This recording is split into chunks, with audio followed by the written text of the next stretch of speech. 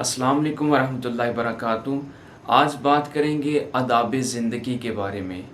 अल्हम्दुलिल्लाह इस सिलसिले का आगाज़ किए हुए हमें 1 साल मुकम्मल हो चुका है। इस 1 साला तकमील के मौके पर हम इस सिलसिले के अंदर एक ऐसी चीज़ का इजाफ़ा करने जा रहे हैं जो इस सिलसिले को मज़ीद 4 चाँद लगा देगी। वो नई चीज़ क्या है, आगे चलकर हम उसका ज़िक्र करते हैं। उससे पहले एक बुनियादी बात आपके सामने रखना चाहूँगा कि इस काफ़िले को सफ़र का आगाज़ करते हुए तकरीबन 1 साल हो चुका है। कुछ लोग इब्तिदा में हमारे साथ थे, कुछ दरमियान में शामिल हुए और एक कसीर तादाद पिछले कुछ दिनों के अंदर हमारे साथ वाबस्ता हुई। और फिर इस वीडियो पैगाम के ज़रिए फ़ेसबुक और यूट्यूब पर ऐसे बेशुमार लोग होंगे जो पहली मर्तबा इस सिलसिले का ज़िक्र सुन रहे होंगे। तो ये ज़रूरी मालूम होता है कि सबसे पहले इस सिलसिले का तारुफ़ करवा दिया जाए।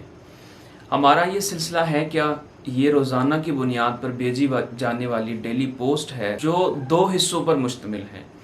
एक हिस्सा कैलेंडर जिसमें हमारा इस्लामी कैलेंडर, अंग्रेज़ी और उसके साथ साथ बिक्रमी कैलेंडर जिसको आम ज़ुबान में हम देसी कैलेंडर भी कहते हैं। इस पोस्ट का दूसरा हिस्सा, दूसरा पोर्शन हमारा असल हदफ है, असल फोकसिंग पॉइंट है। वो है दूसरा हिस्सा जिसके अंदर हदीस पाक मौजूद होती है और असल पैगाम मौजूद। इसके अलावा दूसरी अहम बात जो आपको पता होना ज़रूरी है कि ये सिलसिला कोई हंगामी सिलसिला नहीं था, ये कोई हादसाती तौर पर शुरू किया जाने वाला सिलसिला नहीं था, बल्कि इसके पीछे चंद मकासद थे और चंद मुहर्रिकात थे जिनको पेश नज़र रखना इंतहाई अहम और ज़रूरी है। यकीनन जब आप इन मकासद को सुनेंगे तो आपके दिल के अंदर इस सिलसिले की अहमियत मज़ीद वाज़ेह होती चली जाएगी। उन मुहर्रिकात में से चंद एक आपके साथ शेयर करना चाहूँगा। सबसे पहली चीज़ कि इस किस्म के काम का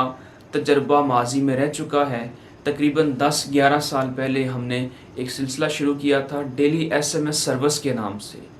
उस वक्त टेक्नोलॉजी इतनी आम नहीं थी, ये सर्विस सिम मैसेजेस पर शुरू की गई थी और रोज़ाना की बुनियाद पर एक पोस्ट भेजी जाती थी जो रिटन फॉर्म में, टेक्स्ट फॉर्म में हुआ करती थी। और उस दौर के तकाज़े के मुताबिक ये सिलसिला काफ़ी मशहूर हुआ और लोगों ने एक हद तक इससे फ़ायदा उठाया। फिर बाद में ये सिलसिला हमारे एक साथी सर अतर शहजाद साहब, उनके हैंड ओवर कर दिया गया, जो अब तक इस सिलसिले को जारी रखे हुए हैं। अब वो सिम मैसेजेस से निकल कर फेसबुक और व्हाट्सएप पे भी इन चीज़ों को शेयर करते हैं जिसमें कैलेंडर और हदीस पाक दोनों चीज़ें मौजूद होती हैं। तो माजी के अंदर मैंने ये तजर्बा मुझे हुआ कि ये सिलसिला, इससे लोगों के इल्म के अंदर इजाफ़ा होता है, मालूमात के अंदर इजाफ़ा होता है, लोग इससे सीख सकते हैं। तो इसी सिलसिले को एक कदम आगे बढ़ाकर आज के दौर के तकाज़े के मुताबिक इसे पोस्ट की शक्ल में भेजा जाए।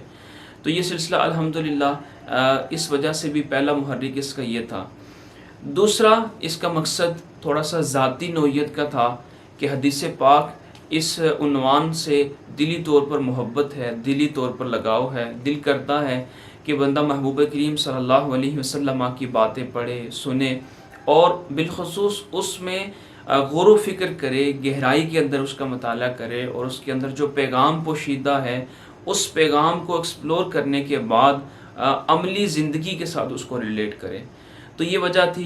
कि रोज़ाना की बुनियाद पर कम से कम एक हदीस पाक का मुताला किया जाए और दिलजमी से मुताला किया जाए ताकि उसके पैगाम को हासिल किया जा सके।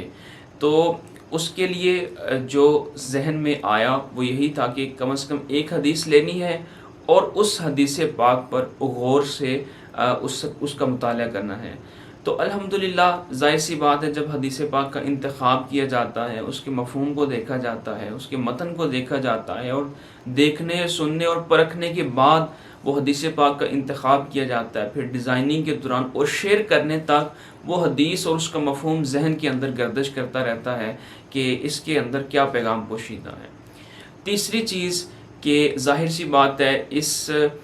सूदमंद और फ़ायदेमंद चीज़ को अपनी ज़ात तक महदूद रखना ये नाइंसाफ़ी है, क्योंकि ख़ुद हदीस पाक का ही तकाज़ा है। नबी पाक सल्लल्लाहु अलैहि वसल्लम ने इरशाद फरमाया, बल्लिगु अन्नी लौ आया, कि मुझसे जो बात भी आप सुनते हो उस पैगाम को, उस बात को आगे पहुँचाया करो। تو ظاہر سی بات ہے لوگوں کے لیے بھی یہ چیز فائدہ مند ہے۔ تو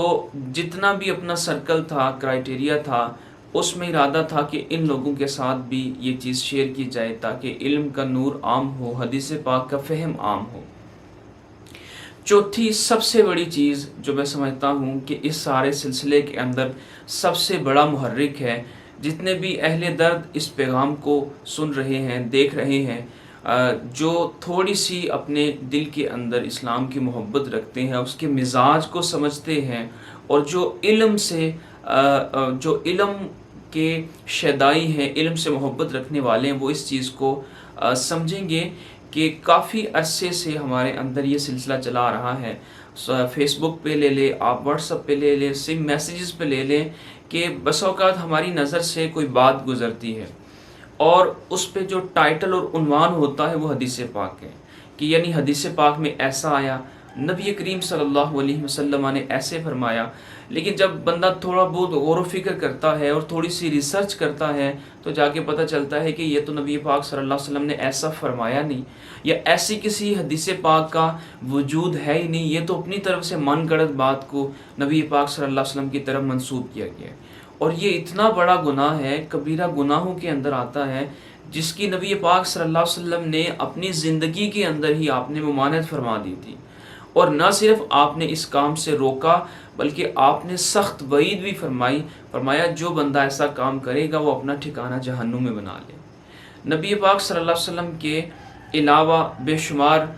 صحابہ کرام، اہل بیت کرام، ان کی طرف بے شمار ایسے اقوال منسوب کیے جاتے جو اصل میں ان کے ہوتے ہی نہیں۔ مثلا اس کی ایک مثال لی جائے کہ ایک مرتبہ میری نظر سے پوسٹ گزری، اور بلکہ مجھے ان باکس کی گئی۔ اب اس پوسٹ کے اندر بنیادی جو تھیم تھی، جو اس کے پیچھے میسج تھا، وہ کبوتر بازی کو پروموٹ کرنا تھا، اور اس کو منسوب کس طرف کیا گیا تھا؟ وہ اہل بیت کی عظیم شخصیت حضرت سیدنا امام جعفر الصادق کی طرف منسوب کیا گیا تھا۔ تو یہ دیکھ کر ایک جھٹکا سا محسوس ہوا کہ کہاں حضرت سیدنا امام جعفر الصادق جو زہد و تقوی اور علم و عرفان کی مطلب ایک حوالہ ہے، اور ایک کثیر دنیا نے ان سے فیضان حاصل کیا ہے، تو اتنی بڑی معتبر شخصیت وہ کبوتر بازی کو کیسے پروموٹ کر سکتی ہے؟ تو اس طرح کی چیزیں تھی، من گڑت اور فیک قسم کا جو کانٹینٹ تھا وہ اچھا خاصا چل رہا تھا۔ پھر رمضان کے موقع پر آ جاتا ہے، ربیع الاول کے موقع پر آ جاتا ہے کہ اگر آپ اس مہینے کی بشارت دیں تو آپ کو یہ انعام ملے گا، جس کی اصل میں کوئی حقیقت ہے ہی نہیں۔ تو ان چیزوں سے بڑی کوفت بھی محسوس ہوتی تھی، دل بھی کڑتا تھا، اور پھر یہ دل کے اندر ذہن یہ ابھارتا تھا کہ کوئی ایسا سلسلہ شروع کیا جائے جو مستند ہو، اوتھینٹک ہو، اور جو بھی چیز شیئر کی جائے اسے ریفرنس کے ساتھ شیئر کیا جائے۔ پھر ایک اور چیز کہ کچھ عرصہ پہلے جب یہ شروع کیا گیا تھا سلسلہ، اس وقت تو اتنا زیادہ نہیں تھا، لیکن اب آپ اس چیز کو محسوس کر سکتے ہیں کہ ہمارا واٹس ایپ سٹیٹس، ہماری فیس بک کی سٹوری، ہماری انسٹاگرام کی سٹوریز، ان کو جب ہم دیکھتے ہیں تو ہماری اکثریت، ہمارے اپنے مسلمان بھائی بہن، ان کے سٹیٹس جب ہم دیکھتے ہیں، ان کی فیس بک سٹوریز دیکھتے ہیں، تو ایک غیرت مند انسان اپنے کانوں کو ہاتھ لگا کے رہ جاتا ہے۔ مطلب اتنا واہیات قسم کا کانٹینٹ سٹیٹس پہ لگا ہوا ہے، اور پھر یہ ساری ایسی چیزیں ہیں جس تک ہمارا چھوٹا بچہ یا بچی وہ بھی اپروچ کرتا ہے۔ اب موبائل گھر کے اندر پڑا ہوا ہے،